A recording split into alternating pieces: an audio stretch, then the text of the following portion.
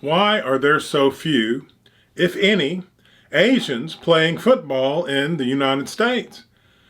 It's because they can't compete with the blacks and the whites, who are much bigger physically and stronger physically.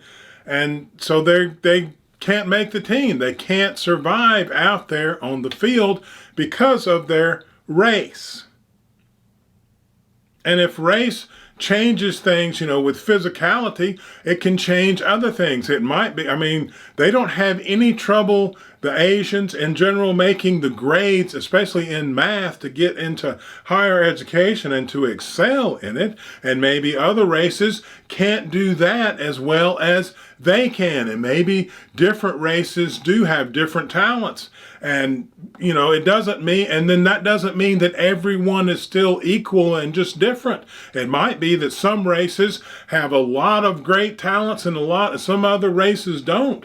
And the way that the world works is, as far as we know, is that some species are born often who die out because they don't have enough strength to make it. And maybe some races have been kept alive by others, over this time, or we don't know because we won't look at it honestly. Racism is wrong. And then it becomes this hot button topic that you can't touch and analyze because you can't be truthful about it because you might hurt someone's feelings.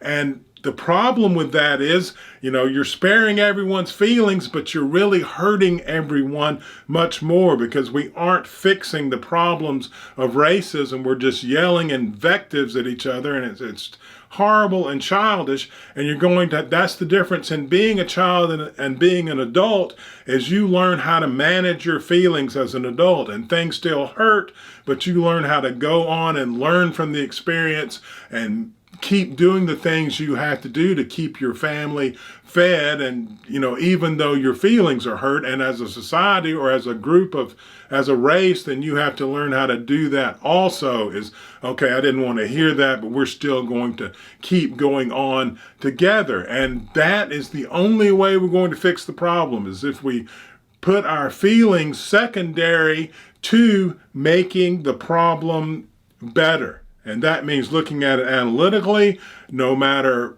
what information we come up with. If that seems to be the case, then accepting it as the case and investigating it, further until we understand, and then dealing with the consequences, however stark and unpleasant they may be. Because it doesn't take long to look around the world and be honest about what happens to people in this world and realize that extreme unpleasantness is an integral part of existence.